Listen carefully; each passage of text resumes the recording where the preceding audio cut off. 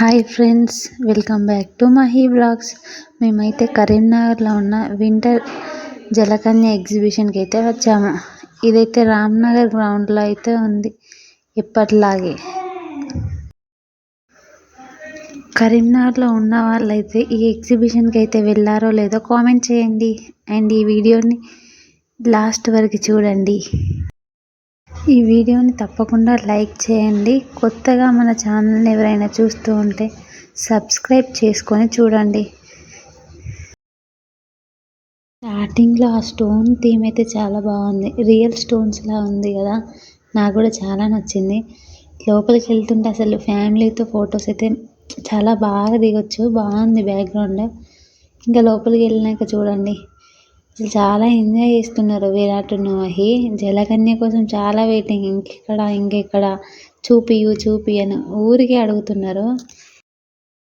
Water fall theme, snow house చాలా బాగున్నాయి. ఇంకా అంతకన్నా మెయిన్ జలకన్య.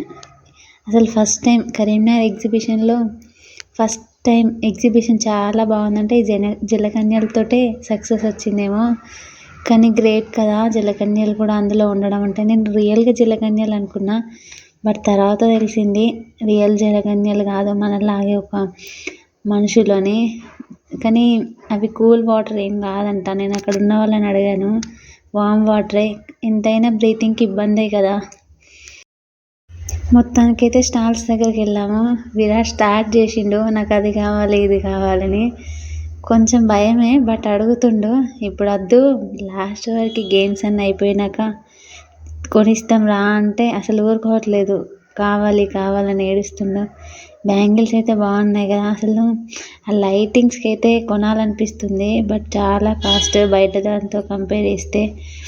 అందుకే ఏం తీసుకోలేదు. బాగున్నాయి కదా చూడండి. అమ్మాయిలకు కావాల్సినవి అయితే చాలా ఉన్నాయి. అవన్నీ చూస్తే టెంప్టింగ్గా కొనాలనిపిస్తుంది.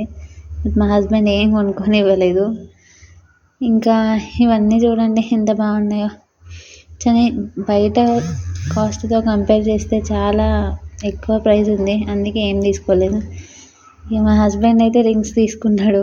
చాలా ఫన్నీగా అనిపించింది. ఇక్కడ విరాట్ అక్కడ ఉన్న ఆమె మీద వేసిండు ఒక రింగు. ఆమె నన్ను తీసుకెళ్తావా ఏంటి అని అంటుంది.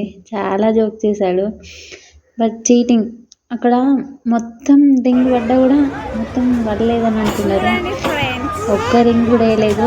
నెక్స్ట్ ఇక గ్లాస్ గేమ్ ఆడుతామని అంటారు, అసలు అది కూడా ఒక గ్లాస్ కూడా పడలేదు సరిగ్గా. గేమ్స్ అయితే అయిపోయినాయి. లోపలికి వచ్చి ఫొటోస్ అయితే దిగుతున్నాం. మహి ఉన్న విరాట్ చూడండి ఎంత ఎంజాయ్ చేస్తున్నారో.